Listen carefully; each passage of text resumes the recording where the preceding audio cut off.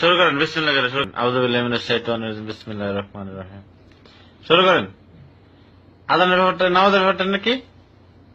না, নামাজের ব্যাপারটা হলো সুন্দর করে আমি এক মসজিদে ইমামতি নিছি। তখন ওই এলাকার আপনি নাকি আপনার বন্ধু বান্ধব? আপনি না, না, আমি নিজে। আপনি নিজে? আচ্ছা আচ্ছা। হ্যাঁ, যখন ইমামতি নিলাম তখন হঠাৎ করে একদিনকে আমি হাটে গেলাম, এই আচ্ছা বাজারে, ওটার কাছেই। তো বাজারে যাওয়ার পর জোহরের টাইমে আজান দিছে না, আজানের আগে চলে গেছে। তখন জোহরের টাইমে আজান হয় নাই। যখন আমি মসজিদে আসলাম, কমিটির লোক রাতের বেলা আমারে আইসা কয়েকজন জিজ্ঞাসা করতেছে, হুজুর আজ জোহরের সময় আজান দিলেন না কে? আয়ো। তা আমি বললাম, আজান দিলে আমি তো হাঁটে গেছিলাম একটু কাজে, তা আজান দিলে সমস্যাটা কি হয়েছে? হ্যাঁ, সমস্যা মানে আপনি আজান দেন নাই, আপনি জোহরের টাইমে আজান দিলে এই চোখের ভিতরে যারা কাজ করে আচ্ছা এরা সবাই খানা খাইতে আসে, তা আপনি আজান দেন নাই, এরা ক্ষুধায় কষ্ট করছে। আই হ্যাঁ হ্যাঁ। এর জন্য দায় হচ্ছে আপনি দায়, তা আপনি আজান দিলেন না কে? আচ্ছা, তা আপনারা রাখা হয়েছে, আমরা বেতন দেই, আপনি আজান দিবেন, নামাজ পড়বেন, আপনারা বেতন দেন, আপনি নামাজ পড়বেন না? হ্যাঁ। আপনি নামাজ পড়বেন, কিন্তু আমরা নামাজ আমাকে কথা জিজ্ঞাসা করবেন না। হ্যাঁ, আমরা টাঙ্গুইল আসুন। আচ্ছা আচ্ছা, ফজরের সময়, এই ফজরের টাইমে যদি আপনি আজান না দেন তাহলে মানুষের কাজে যাওয়া বন্ধ হয়ে যায়। আপনি আজান দেন, এই আজান শুনে সবাই কাজে যায়। কাজে যা, এটা হলো ফজর আযান। ফজর আজান, ফজর আযান হলো কাজে যাওনতে। ফজর আজান শুনে সবাই কাজে যায়। আর আচ্ছা, এরপরে জোহর আজান যখন দেন সবাই খাইতে আসে। আচ্ছা আর যখন আসর আজান দেন তখন সবাই কাজের থেকে ফেরত চলে আসে পড়ে একেবারে চলে আসে কাজের থেকে। হ্যাঁ তখন এদের কাজ সমাধান। হ্যাঁ, ওই দিনের লেগে ছুটি।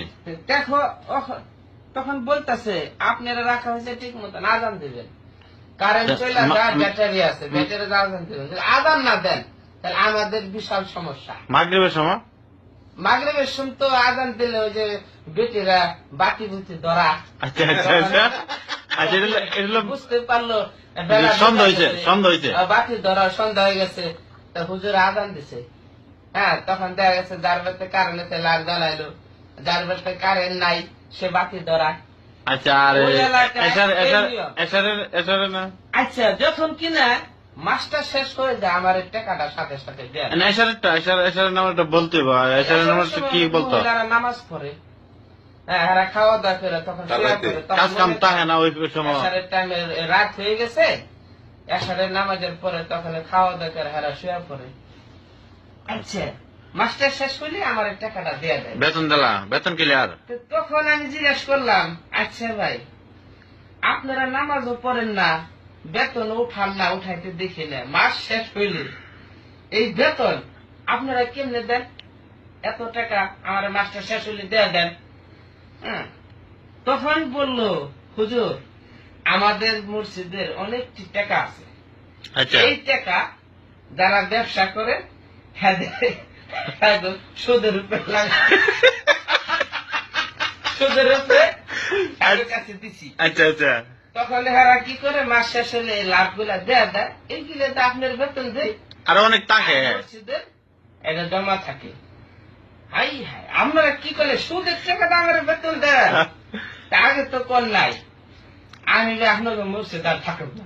আচ্ছা, এই কথা আপনি নিজে বলতেছেন? আমি নিজে, আপনি নিজে চাকরি করছেন ওই মসজিদে? ওখানে ইমাম। আচ্ছা আচ্ছা। আমি কি ভাই আপনারা এই সুদের চেয়ে আমার বেতন দেন, কোন সময় কর না তো? আমি তো কয়েক মাস হয়ে গেল আমি দেখতেছি আপনারা মাস্টার শেষ হলে বেতন দেওয়া দেন, কেউ নামাজ পড়তে আসেন না, সকালবেলা খালি পোলাপান পড়তে আসে। তারপর পোলাপান কের জন্য পড়তে আসে? কয় হুজুর মেয়েরা বড় হয়ে গেলে ওই বিয়ে আসলে জিজ্ঞাসা করে কোরআন শরীফ পড়তে পারো কিনা। এখন যদি মেয়ে কোরআন শরীফ পড়তে না পারে ভালো বিয়া ঘুরে যায়। তাহলে এই জন্য মেয়েদেরকে কোরআন শরীফ শিক্ষা দিতে হয়। হ্যাঁ, ভালো জায়গায় বিয়া দিতে হবে। তো এই পরিস্থিতি ওই এলাকায়। এলাকাটার নাম কি? এলাকার নাম হয়েছে গ্রামটা নলবিল। নলবেল। এটা কোন ডিস্ট্রিক্ট? ঢাকা নবাবগঞ্জ। নলবেল। নবাবগঞ্জের ভিতরে আগে কোন থানাটা? নলবিল পড়ছে আর কি এই গ্রাম। এখন যাক, আল্লাহ তাদেরকে হেদায়েত করুন। এই এলাকা আমি নিজে অনেক দোয়া করছি, আল্লাহ তাআলা তাদেরকে নামাজি বানাক। কিন্তু অনেক ছেলে মেয়েরা পড়তে আসতো, মসজিদ জায়গা হইতো না। সবাই বলতো, হুজুর আপনি আসাতে এই মসজিদের পোলাপান বেশি আসে। হ্যাঁ, কেন? আগের যে ইমাম সাহেব ছিল, তো ইমাম সাহেব নিজে নামাজ পড়তো না, নিজে নামাজ পড়তো না। একদিন এক যুবক ছেলে এসে আমার জিজ্ঞাসা করলো, হুজুর ফজর আযান আপনি কি শুয়ে শুয়ে দেন নাকি উঠা দেন? তখন আমি বললাম, এই তুমি কি বলো, এটা শুয়ে শুয়ে কি আযান দেয়? কার আগের হুজুরের শীতের মধ্যে উঠতো না, ওই মা অতরা কাছে নিয়ে রাখতো, মাইকেল সেটটা কাছে থাকতো, সুইচটা দিয়েই আযান দিত, আযান দিয়ে সে ঘুমায় থাকতো, উঠতো না। আচ্ছা, সে নামাজ পড়ে না? সে শুয়ে থাকতো। পোলাপান পড়তে আসতো, আয়সা ডাইকা হুজুর উঠাতো, হুজুর উঠে না, আমি পড়তে আসছি। তো হুজুর উঠে মুখটা ধুয়ে পোলাপানটা পড়াইতো। যুবক ছেলেরা জিজ্ঞাসা করে, হুজুর আপনি কি আযান শুয়া দেন না উঠা দেন? তখন আমি বললাম, আরে বেকেল শুয়া শুয়ে কি আযান হয়? এই পরিস্থিতি ওই এলাকায়। আমি যাওয়ার পর আল্লাহ রহমতে অনেকটাই সুযোগ সুবিধা হয়েছে, মানুষের নামাজের জন্য ডাকছি। এরপরে এক মৌলানাদের ওয়াজ করালাম, ওখানে ভালো এক মৌলানারে নিয়ে অনেক বড় একটা ওয়াজ দিলাম। তখন এই মুরব্বীরা বললো, আরে হুজুর আপনি যে ব্যবস্থা নিচ্ছেন টাকা পয়সা দেবো কারা? তখন আমি বললাম, দেখেন ওয়াজের ব্যবস্থা আমি করতেছি, তো যুবক ছেলেদেরকে নিয়ে আচ্ছা, এবারের মতো শেষ করে দেন। কিছু চাউল উঠাইলাম, কিছু বাঁশ উঠাইলাম, কালেকশন করে ওয়াজ দিলাম। তো ভালো ওয়াজ হইলো, তো কিছু টাকা পয়সা মসজিদের জন্য উঠলো। তো মুরব্বীরা বললো, হুজুর আমরা মসজিদ দিছি পরে থেকে কোনোদিন এই মসজিদ ওয়াজ হয় না, তা আপনি আসার পরে আমরা একটা বার ওয়াজ শুনলাম। একবারই পরে ওখান থেকে আমি চলে গেলাম। আলহামদুলিল্লাহ। ওকে, বিদায় নেন দর্শকের কাছ থেকে। সালাম দিয়ে বিদায় নেন। আচ্ছা, আসসালামু আলাইকুম ওয়া রাহমাতুল্লাহ।